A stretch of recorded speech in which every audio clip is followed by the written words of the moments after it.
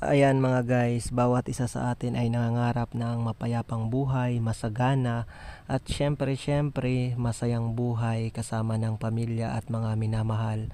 Pero para sa akin mga guys, kahit ganito lang o simpleng buhay, nasa probinsya, tahimik, maaliwalas, ang naririnig mo lang ay ang mga pipit ng mga ibon, huni ng mga ibon at mga kung ano-ano sa kapaligiran, naamoy mo o nalalasap mo ang sariwang hangin.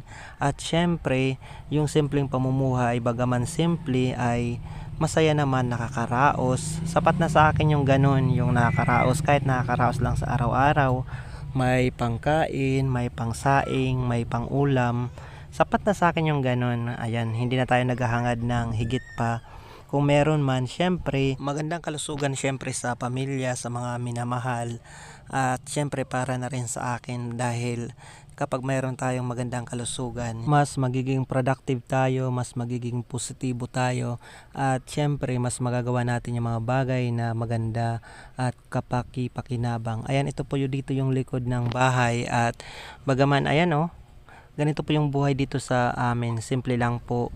Nagtatanim ng kung ano-ano, mga gulay, mga duma, at syempre nag-aalaga dito ng mga manok na pwedeng pang ulam sa panahon na walang ulam tayo. At syempre mga guys, ayan, dahil magsasaka po yung aking parents, kapag ganito pong panahon po na tapos na po yung pag-aani, ayan po, nakaimbak po dito yung palay na siya pong budget namin sa buong taon. Ito po yung kaigihan dito kapag magsasaka po yung inyong mga magulang o kayo po, dahil syempre ayos na yung inyong magiging budgets para sa buong taon, yung pangkain. Kahit at least sa bigas man lang, 'di ba? Malaking bagay na po 'yan dahil kung may bigas po, kahit wala pong ulam, kahit asin, mairaraos na po 'yan. Samantalang kung wala pong bigas, ay talagang napakalaking problema po.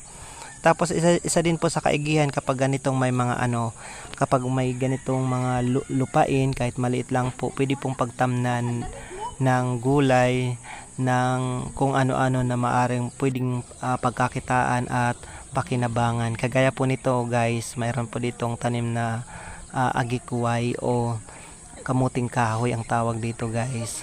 So kapag mga panahon po na pwede pong magtanim, nagtatanim po kami ng kung ano-ano dito sa labas ng bahay. Syempre mga guys, para naman kapag dumating yung panahon na pwede nang kunin o kuhanin yung bunga, yung mga tayud, tayud.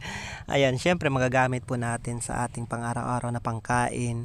At kapag ganito pong may lupa, napakainan po na taniman para po sa mga magsasaka nating mga kababayan dahil ito po yung talagang buhay ng mga magsasaka.